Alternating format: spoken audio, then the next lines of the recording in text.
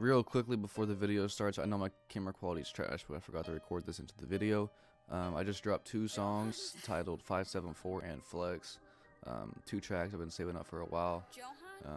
If you want to hear me rap on my own beats, go ahead, check them out. They'll be the first links down below. Enjoy. What's up, guys? Welcome back. I'm not gonna waste no time. I know it's been a long time since I've made a video, but I'm gonna just hop straight into this bitch.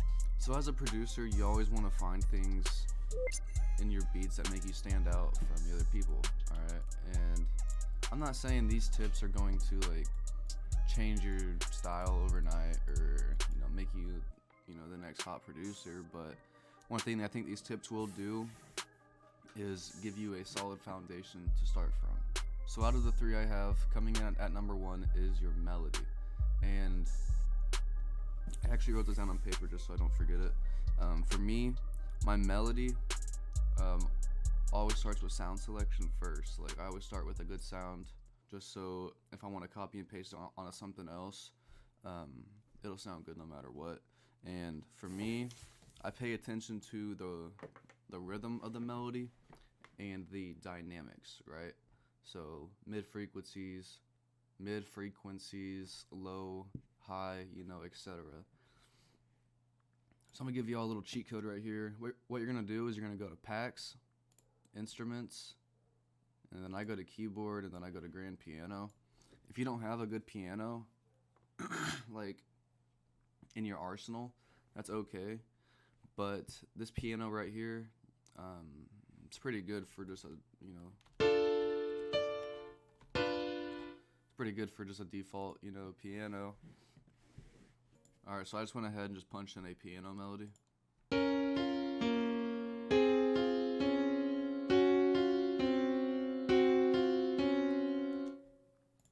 And this is where my melody sauce comes into play. I usually always look for an ARP.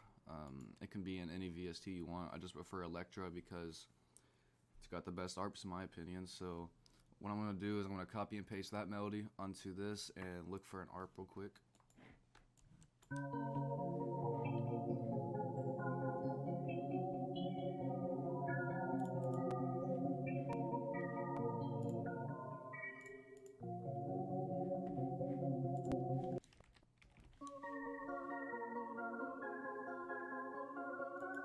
That's pretty fire right there already. So what I'm going to do is I'm going to go to gross beat, load up a halftime, and see how it sounds halftimes.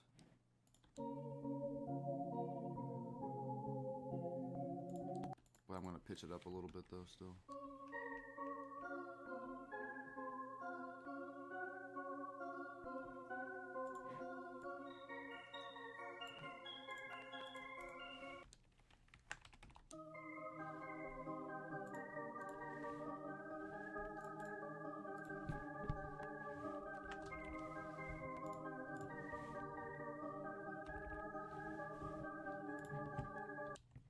That works for me right there. There are a few other things you can do with it. Obviously, you can EQ out the lows. One thing I'll also do with my main melodies is, since I have Effectrix, the actual default presets in here are actually pretty good.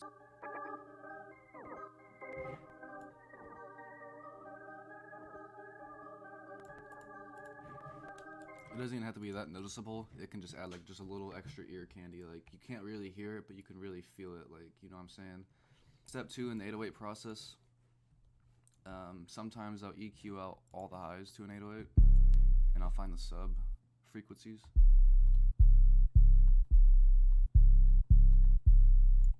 That works for me right there. Load up some blood overdrive. Not too much. Don't go crazy with it.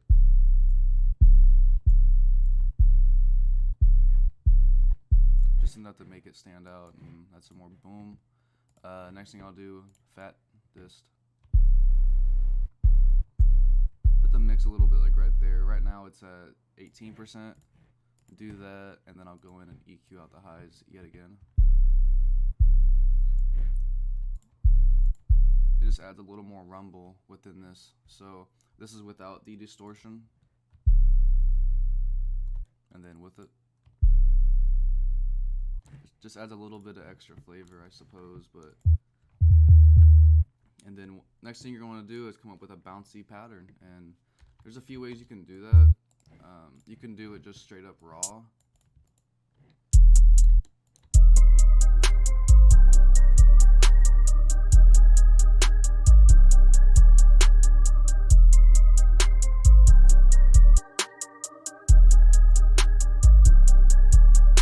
You can do something like that. There's not necessarily like a right way to go about making bounce. There's so many ways, like tempo and instruments used and placement of certain like hi-hats or open hats, for example.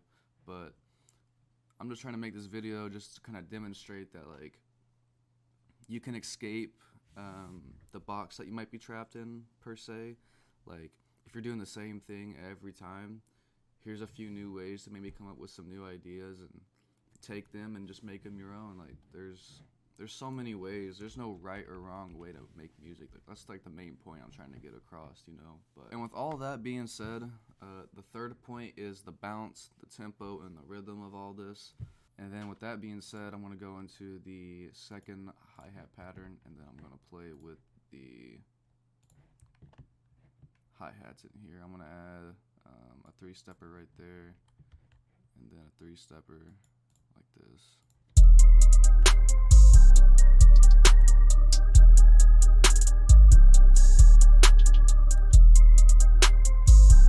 And just like that, your percussion is going to give most of the bounce in the beat, so you can use voxes, little things like this, and then we'll take your drums while keeping them simple but making them sound complicated at the same time. And simplicity is the number one thing when it comes to bounce. Like, you don't want too much going on. For me, I use like maybe 6 drums in a beat max, like. But then I'll take those 6 drums, or I'll take certain parts and just play it in a verse, or I'll play it in a hook. And your layout's got to be as bouncy as the beat. And I think the layout might be the most important thing, but make sure your layout's good. Make sure you're trying different things when you lay out. If you tend to have your beats like just start out with just the melody, that's fine. Find a way to make that little intro different than just having just the melody play. Like gross beat it, or reverse it, pitch it down. Do something different than just like doing what everyone else is doing. Because when you do what everyone else is doing, you're just like everyone else, and that's the thing I'm trying to get at too. But yeah, that's really all I wanted to come on here and do, was just showcase a little bit of sauce that I've not necessarily like adapted, but kind of figured out and made my own. But feel free to take these and just build on them and do whatever you want with them. Like, just be different, you know. But yeah, until next time, guys, peace. See y'all later. Be safe.